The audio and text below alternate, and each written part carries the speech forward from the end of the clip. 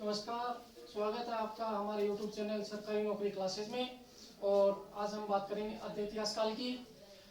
दोस्तों, पिछले वीडियो में हमने बात की थी प्रागैतिहासिक काल की, और प्रागैतिहासिक काल में हमने जाना था कि पुरापाषाण और मध्यपाषाण और नवपाषाण, यहाँ तक की हमने बात कर ली थी। और आज हम बात करने वाले हैं आद्य इतिहास काल की। तो देखिए, सबसे पहले यदि हम देखें आद्य इतिहास का अर्थ क्या होता है, तो आद्य इतिहास का अर्थ होता है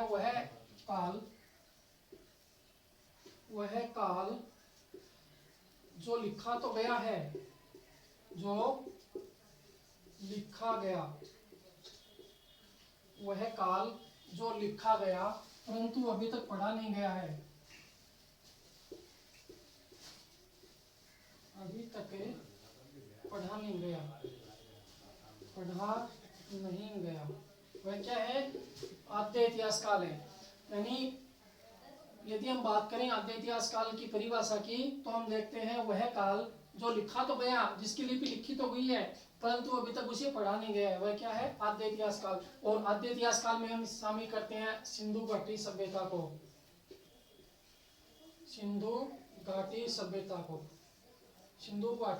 को हम यहाँ पर सिंधु घाटी सभ्यता को इसमें आद्य इतिहास काल में शामिल करते हैं। फिर यहाँ तक अपनी सामान्य बात हो चुकी है आद्य इतिहास काल की परिभाषा, और आद्य इतिहास काल में किसे शामिल किया जाता है, यहाँ तक अपनी सामान्य बात हुई है। यहाँ तक अपनी एक सामान्य बात हुई है।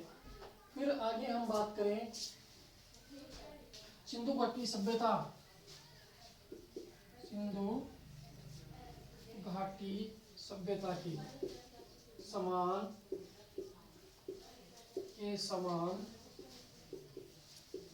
विश्व की अन्य सभ्यताएं,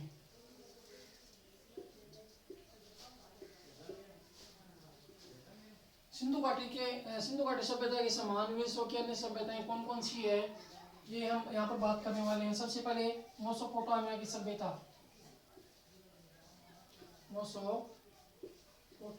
सभ्यता, भारतीय सिंधु घाटी सभ्यता के समान विश्व की अन्य सभ्यताएं कौन कौन सी हैं, तो यहाँ पर सबसे पहले मेसोपोटामिक सभ्यता। और मेसोपोटामिक सभ्यता किस नदी के किनारे स्थित थी, तो ये थी दजला व फरात। दजला व फरात, इसके ये नदियां थी, इसके किनारे स्थित थी। दूसरी हम यदि बात करें तो फिर चीन की सभ्यता,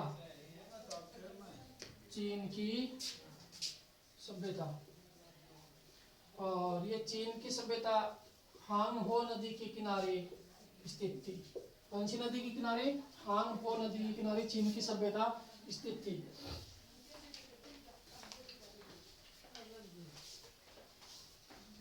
फिर तीसरे नंबर पर यदि हम बात करें तो 3 नंबर पे है मिस्र की सभ्यता।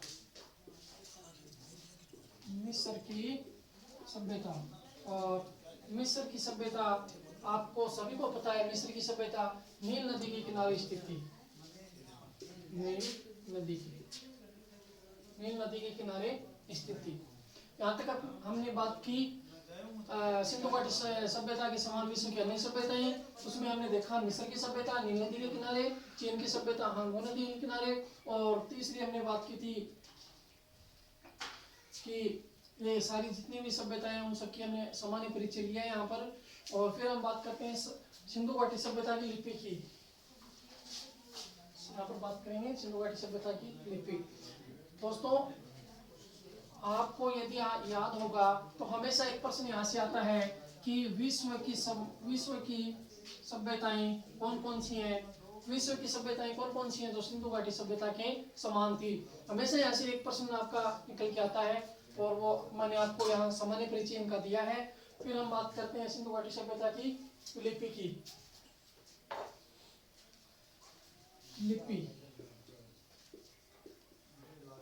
सिंधु घाटी सभ्यता की लिपि, तो यहाँ पर लिपि कैसी थी इसकी, तो देखना सिंधु घाटी सभ्यता की लिपि की बात करें हम, कुछ इस प्रकार सिंधु घाटी सभ्यता की लिपि पाई गई है। तो यहाँ पर ये प्रथम लाइन इसकी दाएं से बाएं लिखी जाती थी, दाएं से बाएं। दाएं से बाएं इसकी यदि हम बात करें तो सर्वप्रथम जो सबसे पहली लाइन थी वो सिंधु घाटी सभ्यता की लिपि की, वो लिखी जाती थी दाएं से और बाएं। फिर सेकंड लाइन बाएं से दाएं लिखी जाती थी, बाएं से दाएं, बाएं से दाएं। और प्रथम लाइन थी इसकी दाएं से बाएं।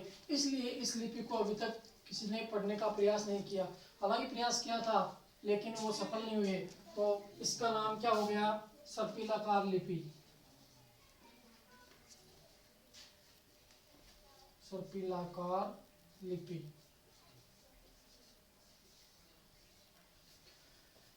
क्यों इसका नाम सर्पिलाकार लिपि इसलिए पड़ा क्योंकि इसकी आकृति या बनावट एक सरक के जैसी है। जिस प्रकार एक सरक सर्पिलाकार इसलिए इसका कहा गया है क्योंकि इसकी बनावट या आकृति किस प्रकार की है? सरक के आकार की है, इसलिए इसका नाम रखा गया सर्पिलाकार लिपि। दूसरी यदि हम बात करें तो इसे भ्रुष्टोफेदम, क्या कहा गया था? भ्रुष्टोफेदम लिपि। भ्रुष्टोफेदम लिपि, भ्रुष्टोफेदम लिपि। और तीसरी यदि हम बात करें तो यहाँ पर गोमूत्री लिपि। गोमूत्री लिपि किसके नाम है? सारे ये सारे सिंधु घाटी सभ्यता की लिपि के सारे के सारे ये नाम है। फिर यदि हम आगे बात करें, यहाँ तक सिंधु घाटी सभ्यता का सामान्य परिचय था। और फिर आगे यदि हम बात करेंगे यहाँ से तो सिंधु घाटी सभ्यता की लिपि को सर्वप्रथम पढ़ने का प्रयास किसने किया? लिपि को सबसे पहले पढ़ने का प्रयास किसने किया था? तो सर्वप्रथम इसको पढ़ने का प्रयास भारतीय थे, यानी भारत के मूल के थे, वो भारत के नटवर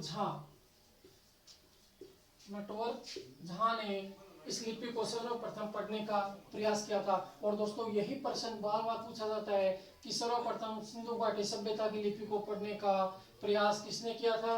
भारतीय। तो ये थे भारत के थे और थे नटवर झा।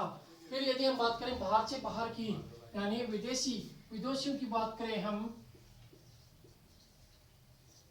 तो सर्वप्रथम इसे पढ़ने का प्रयास वेडेल महोदय द्वारा किया गया था। इसका प्रयोग मतलब इसे पढ़ने का सर्वप्रथम प्रयास विदेशी जो थे वो थे वेडेल महोदय द्वारा इसे सर्वप्रथम पढ़ने का प्रयास किया गया था। और यदि आपसे पूछा जाए कि भारत के किस व्यक्ति ने सिंधु घाटी सभ्यता लिपि को पढ़ने का सर्वप्रथम प्रयास किया था, तो वो थे नटवर झा द्वारा सर्वप्रथम इस लिपि को पढ़ने का प्रयास किया गया था। यहाँ तक अपनी एक सामान्य परिचय की बात हुई है। फिर यदि हम बात करें आगे,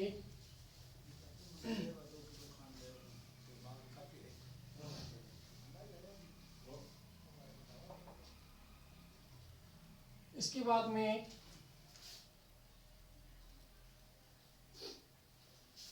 सिंधु घाटी सभ्यता, सिंधु घाटी सभ्यता। और हमने यहाँ तक बात की इसकी लिपि की, किस प्रकार इसकी लिपि लिखी गई थी और किस किस के द्वारा इसको पढ़ा गया था, और विश्व की कौन कौन सी सभ्यताएं थी जो इसके समान थी। फिर आगे हम बात करेंगे, फिर आगे हम यदि बात करें तो इस लिपि में सर्वाधिक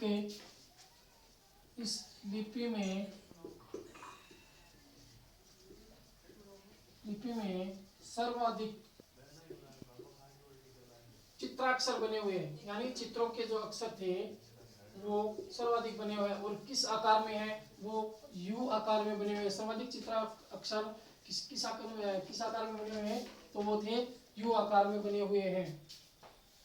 यहाँ तक अपनी बात हुई। फिर सिंधु घाटी सभ्यता का विस्तार, यदि हम विस्तार देखें,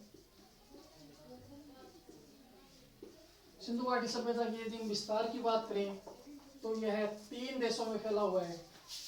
सर्वप्रथम भारत, पाकिस्तान और अफगानिस्तान।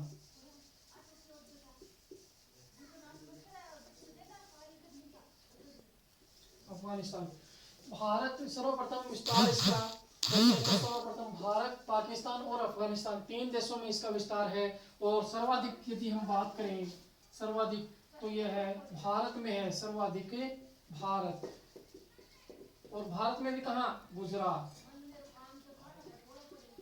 गुजरात। सिंधु घाटी सभ्यता का विस्तार 3 देशों में है, भारत, पाकिस्तान और अफगानिस्तान। और सर्वाधिक बात करें तो कहाँ है, भारत में, और भारत में भी कहाँ, गुजरात। यदि सबसे कम बात करें तो है अफगानिस्तान। अफगानिस्तान के 2 ही जिले हैं जिसमें सिंधु घाटी सभ्यता का विस्तार फैला हुआ है। फिर यहाँ से देखते हैं हम सिंधु घाटी सभ्यता का विस्तार कितना है और कहाँ कहाँ तक है। ये हो गया आपका उत्तर, ये हो गया आपका दक्षिण, ये हो गया पश्चिम, सॉरी पूर्व, यहाँ तक ये पूर्व और ये पश्चिम।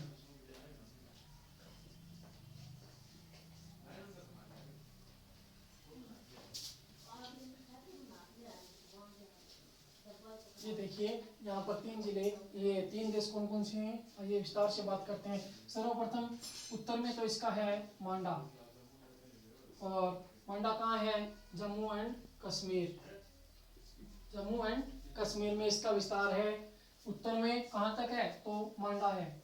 और मांडा में कौन सी नदी है, तो चेनाब नदी। किस नदी पर, चेनाब नदी पर यहाँ पर इसका विस्तार है। और यदि इसकी बात करें हम तो 1400 किलोमीटर तक इसका विस्तार है। लगभग उत्तर से दक्षिण इसका सिंधु घाटी सभ्यता का विस्तार उत्तर से दक्षिण देखें तो कम से कम 1400 किलोमीटर तक इसका विस्तार है। और फिर पश्चिम में यदि हम बात करें तो पश्चिम में है आपका सुतकांगेडोर, सुतकांगेडोर, जो आपका कहाँ है, अफगानिस्तान, अफगानिस्तान, अफगानिस्तान तक इसका विस्तार है। कहाँ, पश्चिम में। और कितना है, तो इसका विस्तार है पश्चिम में 1600 किलोमीटर, 1600 किलोमीटर यहाँ तक इसका विस्तार है।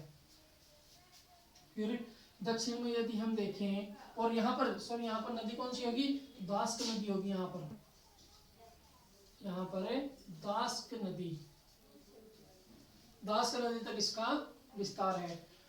फिर यदि हम बात करें पूर्व में, सॉरी दक्षिण में, तो दक्षिण में कहाँ तक है, MH, महाराष्ट्र, महाराष्ट्र के देमाबाद, देमाबाद तक इसका विस्तार है। और नदी भी कौन सी, परवरा नदी, परवरा नदी तक, परवरा या गोदावरी नदी, या गोदावरी, एक बात है, परवरा या गोदावरी नदी तक इसका विस्तार है। कहाँ से कहाँ तक, हमने बात की उत्तर से दक्षिण तक विस्तार, तो उत्तर से दक्षिण का विस्तार 1400 किलोमीटर है। और उत्तर में मांडा है, सबसे ऊपर की यदि बात करें तो यहाँ पर मांडा है, मांडा जम्मू एंड कश्मीर में है और चेनाब नदी पर है। फिर दक्षिण में यदि हम बात करें तो दक्षिण में महाराष्ट्र है, महाराष्ट्र के देमाबाद में है, और नदी तो प्रवरा नदी या गोदावरी नदी। फिर यहाँ से हमने पश्चिम में बात की कि पूर्व से पश्चिम इसकी किलोमीटर 1600 किलोमीटर लंबाई है इसकी। और पश्चिम में लास्ट जो है स्थल वो है सुतकांगेडोर, और अफगानिस्तान में है। कौन सी नदी, तो यहाँ पर नदी होगी दास्क नदी। फिर हम यहाँ पर बात करें यूपी, यूपी में इसका विस्तार है, सबसे सर्वाधिक विस्तार, यानी पूर्व में इसका विस्तार है वो कहाँ है, तो वो है यूपी में। और यूपी में कहाँ, आलम,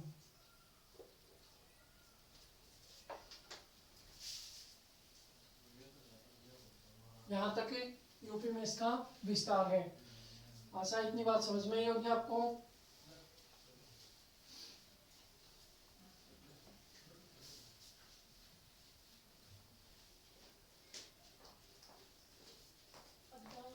हमने एक छोटे से छोटे रूप में यहाँ तक सिंधु घाटी सभ्यता की बात की है। सबसे पहले हमने देखा कि सिंधु घाटी सभ्यता की लिपि और सिंधु घाटी सभ्यता के समान विश्व की अन्य सभ्यताएं। फिर इसके बाद हमने बात किया इसकी लिपि की, और फिर हमने बात की लिपि को पढ़ने का सर्वप्रथम प्रयोग तो भारतीय जो थे वो थे नटवर झा द्वारा उनको पढ़ा गया। और यदि हम विदेशी की बात करें तो विदेशी था एक वेडेन महोदय ने सर्वप्रथम इसको पढ़ाने का प्रयास किया था। उसके बाद में हमने देखा कि सिंधु घाटी सभ्यता का विस्तार कहाँ से कहाँ तक था, और ये बात आपको यहाँ तक समझ में आई होगी। यही मेरी आशा है कि जो भी मैं पढ़ाऊंगा, जो भी आपको बताऊंगा, वो एकदम प्रमाण के साथ बताने का प्रयास करूंगा, और आपको ये इसी में प्रमाणिकता भी नजर आएगी।